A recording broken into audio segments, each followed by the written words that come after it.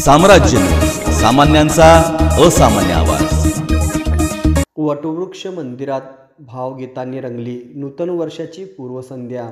नूतन वर्षाच्या स्वागताकरिता जमलेल्या कोल्हापूर परिसरातील असंख्य भाविकांच्या भक्तिमय भजन, भारुड आणि धार्मिक कार्यक्रम सादरीकरणाने वटवृक्ष मंदिरात सरत्या वर्षास भावपूर्ण निरोप देण्यात आले।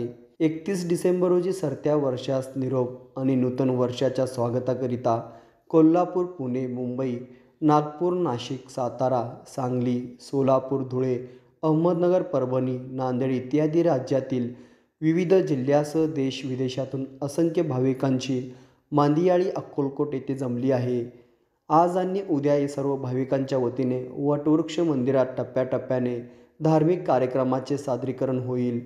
वटवृक्ष मंदिरातील 31 डिसेंबरचे विशेष आकर्षण असलेल्या कोल्हापूर येथील भजनी मंडळाचे भजन गीतांनी 31 डिसेंबर रोजी दुपारी 12 वाजता नूतन वर्षा स्वागतीय कार्यक्रमांना वटवृक्ष देवस्थान परिसरात सुरुवात झाली। उत्तरार्धात सायंकाळी 6 वाजेपर्यंत हा कार्यक्रम रंगला। प्रारंभी कोल्हापूर येथील साई समर्थ भजन मंडळ यांच्या सुनील देशमाने प्रस्तुत नूतन वर्ष हे स्वामीच्या चरणी या भजन गीताच्या कार्यक्रमात गणेश वंदन गीत सादर करून उपस्थित भाविकांची उत्सुकता वाढविली।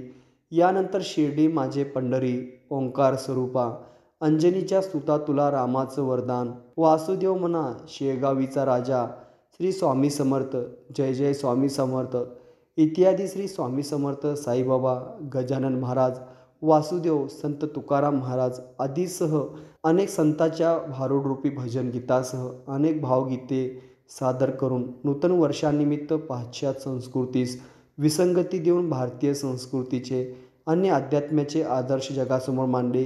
या कार्यक्रमात त्यांना गायनावर सुनील देशमाने, ललाटी भांडर नृत्य अप्पा भद्रिगे, वासुदेवाच्या रूपात युवराज खोत, घागर नृत्य सोनल पुजारी, तबल्यावर बाळू कांबळे, साईबाबाच्या रूपात मनसूर पठाण, चौंडक वादक तानाजी बडेकर, टाळकर ओंकार सोनुले, गणराज रूपात अजिंक्य जाधव इत्यादी उपस्थित होते।